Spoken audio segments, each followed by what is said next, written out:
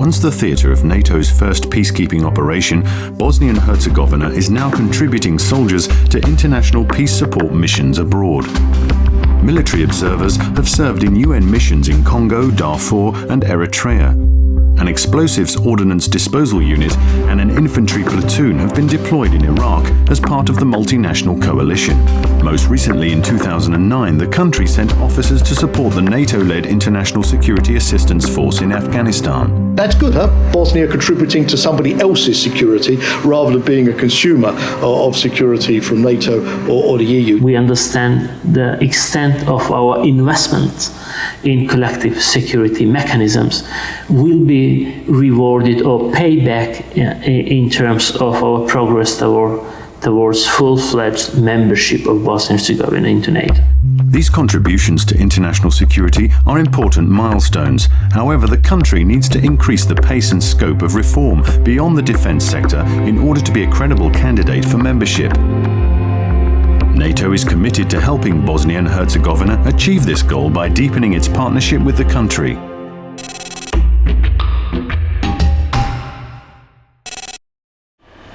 Since joining the Partnership for Peace, or PFP, in 2006, Bosnia and Herzegovina has been quick to take up the opportunities on offer for bilateral cooperation with NATO, including expertise and practical support. And as one of the 50 members of the Euro-Atlantic Partnership Council, the country regularly consults and cooperates on defense and security-related matters with all NATO member countries and fellow partner countries. Through the PFP program, NATO continues to support ongoing defense reforms in Bosnia and Herzegovina, including a project to help find civilian jobs for soldiers made redundant as a result of military downsizing.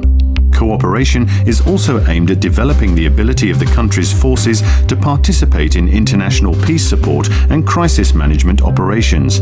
As part of this, they've developed a niche capability in the disposal of explosive ordnance such as mines. During the Bosnian War and afterwards in the demining process, we got high experience and expertise. While some important challenges remain in the area of defense reform, progress has been good. Despite all the political trouble we're having here in Bosnia and Herzegovina, defense reform is the one thing that continues to move forward without any significant problem. But progress in defense reform is not sufficient. Wider reforms and the further strengthening of state-level institutions are needed for Bosnia and Herzegovina to become a fully functioning state and for the country to realize its ambitions to join both NATO and the European Union.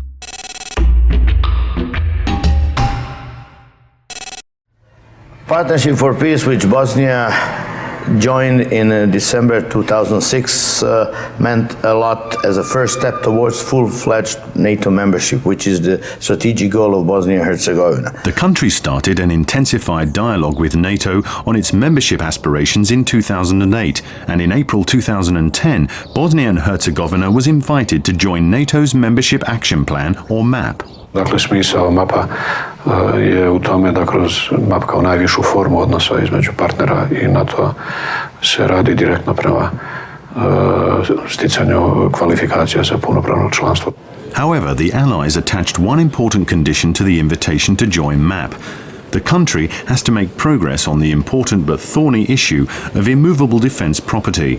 Only then will the Allies consider the country's first annual national program under MAP.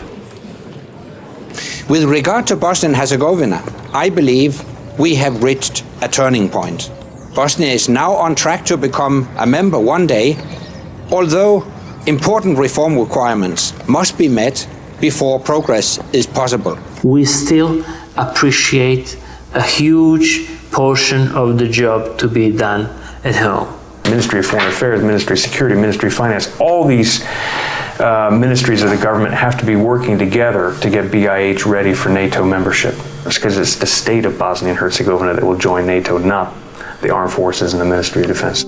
Ensuring long-term security is the key motivating factor for many people who support the country's aspirations to join NATO.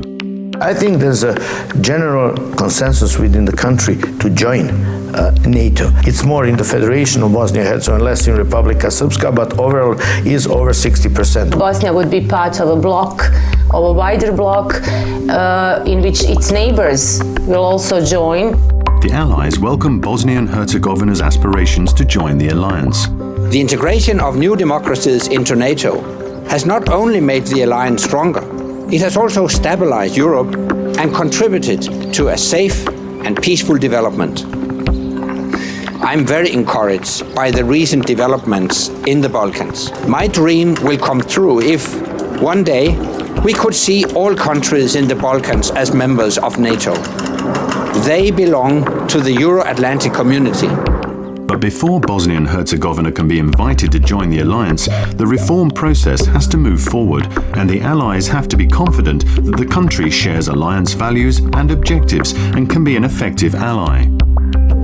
Unfortunately, in recent years, rising political tensions and ethnic divisions have been undermining the reform process.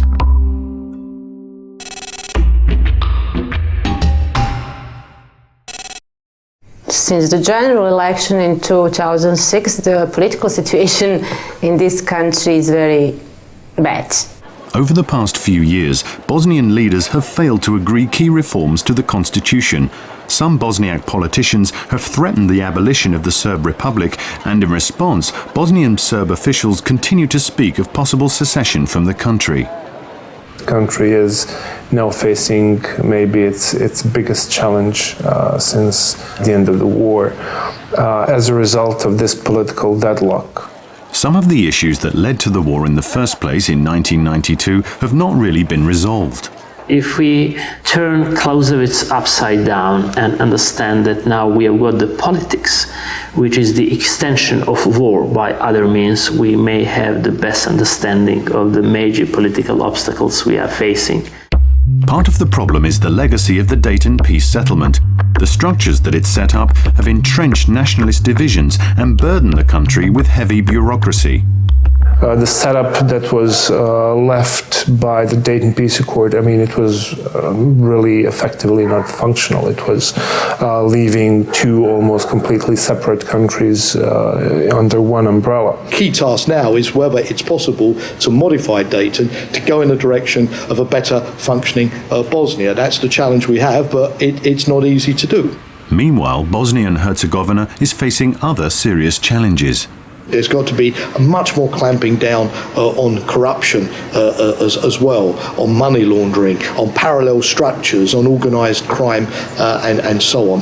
Bosnians have got to realise that they have got to help themselves. They've got to catch up. They can't survive indefinitely as a ward of the international community. And the problem is that nationalist rhetoric is prevailing on all sides still, and the leaders are not doing enough. And unfortunately, really, very often, petty interests are blocking major reforms. Ultimately, the country and its peoples need to overcome the past. Winston Churchill once said, the Balkans produce more history than they can consume. In other words, the people are totally dominated by past conflicts and the notion that they have to get revenge in the future. Every side has blood on its hands. There were no innocent and no guilty. It wasn't black and white. So I do believe that in terms of education, political responsibility, there is a lot to be done. The way forward for Bosnia and Herzegovina remains complex, but the country has come a long way since NATO intervened to help end the war. Bosna i Hercegovina je u 15 godina postigla jako puno. To ne znači da se nije moglo postići više, ali mislim da se postiglo puno. I za 15 godina ja mislim da će Bosna i Hercegovina biti članica NATO-a i Europske unije. Mislim da će to biti jedna stabilna europska demokratija.